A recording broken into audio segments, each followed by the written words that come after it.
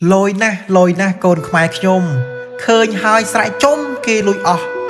so khmai dương chiết ai so ngặt kê cho thả bỏ kê lùi từ hai ai kê cho khmai dương nè kho mình khom thai thưa ai lôi na so xe sinh khmai ai lơ mấy đá sinh khmai thế đó đồn ta khmai dương luộc bàn đâm cô nai trời chăm đầm ra khmai khom riêng so xe hai khom thai pru nè nơi khmai chọn bàn na mình tha rộp bămប្រពៃណីខ្មែរដីស្រុកដីស្រែបោះខ្មែរច្រើនណាស់លួចតាំងពីក្មេងរហូតដល់ចាស់អសរជាតិសាសន៍ក៏វាលួចដែរពុទ្ធោពេលនេះគ្មានសល់អ្វីព្រោះតែចរណៃបានបំភ្លេចអាងចេះអង់គ្លេសបានបន្តិចធ្វើឯងបំភ្លេចអសរសាស្ត្រខ្មែរតើពេលទៅមុខសង្ឃឹមអ្វីបើស្រស់ចរណៃមិនខំថែ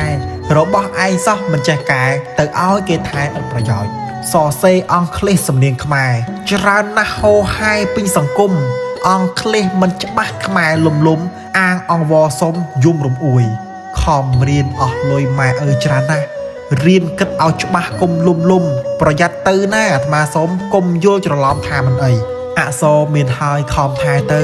ណាប្អូនពៅបណ្ដោចិត្តពិហិការទៅហើយខំបិទកុំឲ្យអស់សិតអស់ពេលថែឥឡូវក្រសួងប្រកាសដាក់អក្សរខ្មែរឆ្លាក់វាបំពេញវាថាបោះវាមិនចេះអៀនពួកនេះស្រែកឃ្លានមិនខ្លាចភ្លើងបើរឿងចម្លងគ្មានអ្នកដូចអាក្រក់ហើយខូចខ្លាំងអស់ចាពូជនេះវាលួចជំនាញហើយណាសូមជាតិខេមរាមេតាចងចាំពេលខ្លះគេធ្វើដោយកំសត់ណាស់ចងចាំឲ្យច្បាស់ហើយចំណាំវាធ្វើរំអួយហើយលួចខំពាក្យចាស់លោកផ្ដាំចាំទុកចុះបើយើងប្រហែសវានឹងបាត់បើយើងប្រយ័ត្នវានឹងគង់មិនយូរមិនឆាប់បើរលងបើជាតិរលំសង្គមក៏បាត់កូនណាយដឹងហើយសូមរក្សា